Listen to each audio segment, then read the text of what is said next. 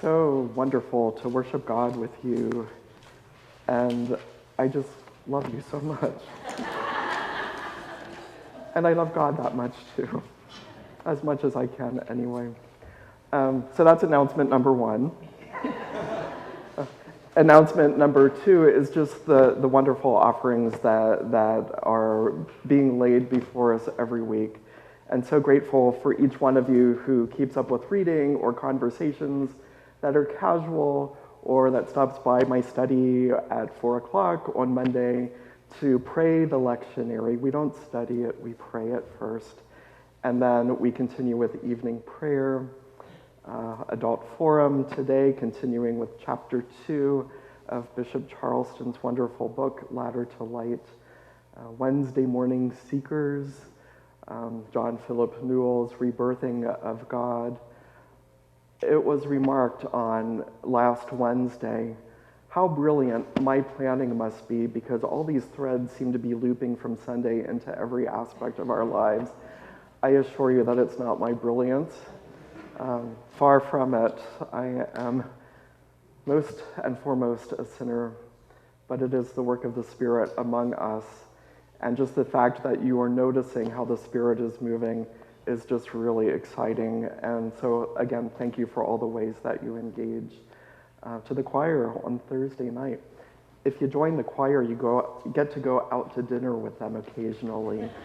And sometimes this rector gets to tag along, and so I'm grateful for that too. Other offerings are on the back of the bulletin, but there are two things that I do want to tell you about.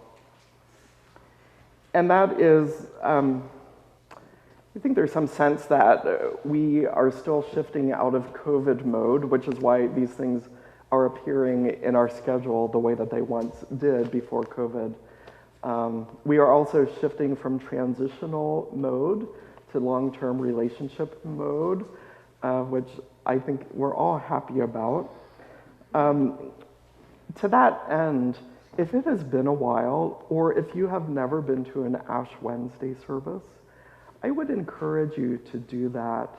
And in doing that, you are offering an opening in your heart to engage fully in the Lenten experience, which is not about heavy-handed God, thunderbolts, lightning, miserable sinnerness, as some of us may have been told in our formative years.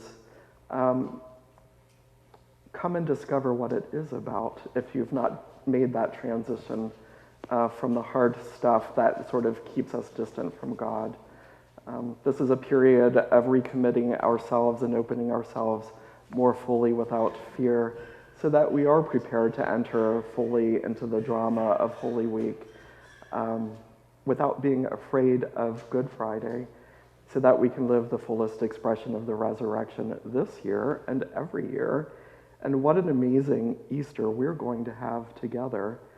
And it will be made all the more amazing by your participation as fully as you can in every aspect of this liturgical life that unfolds and informs our everyday life.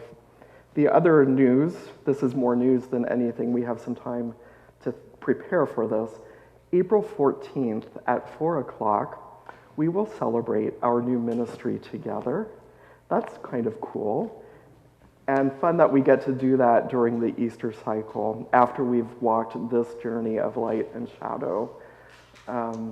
It'll be a wonderful celebration. Again, all the more joyful because of all the reasons that you know that I have yet to discover.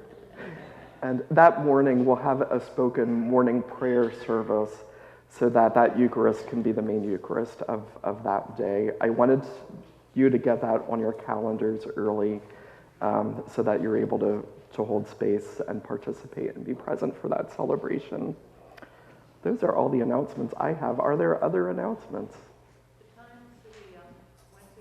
Thank you. The Ash Wednesday services are at noon and at 5. And we're also, our seekers group, we have seekers from 10 to 10:45, and there is a Eucharist from 10:45 to 11:30 in the sacred space. We won't impose ashes there, but all of that will be happening this week as well, if it makes more sense for you and your schedule to be at that. However it happens, I look forward to seeing you. Lorna. We probably should say something about returning to singing the Psalms. Yes, next Sunday we are going to return to singing the Psalms. Which we've had for 12 years and we haven't done since COVID. Thank you. And So we also should say we're going to have the Great Litany sung. We are singing the Great Litany. And to get us into all of that, we're going to sing our Alleluias for the very last time until Easter with the band. And you'll hear the band. And it's a wonderful noise. And our whole service has been gearing up to burying the Alleluias. Thank you, Lorna.